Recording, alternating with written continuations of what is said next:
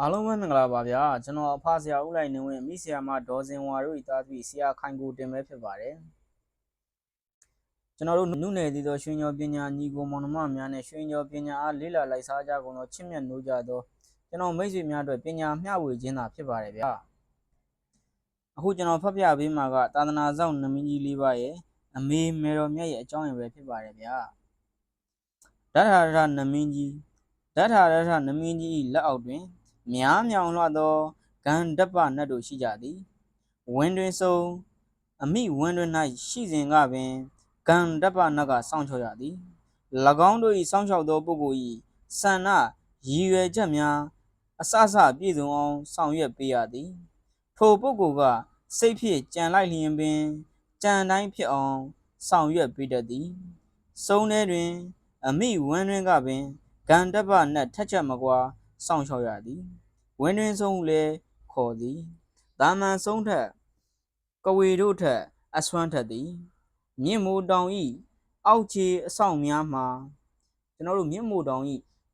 အောက်ခြေမှာရှိတဲ့အဆောင်တွေကိုဖတ်ပြပေးပါမယ်ဗျာငါးကြီးအာနန္ဒာတရေနဂါတရေကလုံတရေဂုံမန်တရေရက်ခတရေဂန္ဓပနှင့်တရေဖြစ်သည်ဂန္ဓပနတ်သည်အမြင့်ဆုံးအဆင့်တွင်ရှိ၍တကူအကြီးဆုံးဖြစ်သည်ထို့ကြောင့်ဂန္ဓပနတ်ကိုခိုင်းလျင်ဆုံးကဝေအမျိုးမျိုးတို့ကိုနိုင်စေသည်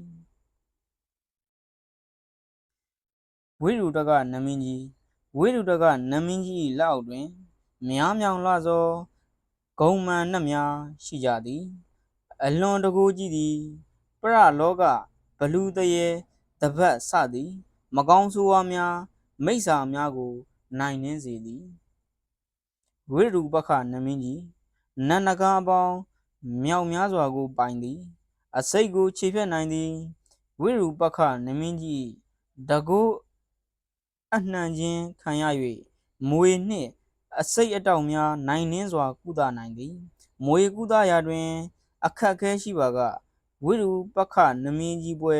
တက်တက်ပြင်း၍ကုရပေသည်ဒီအချက်မှာ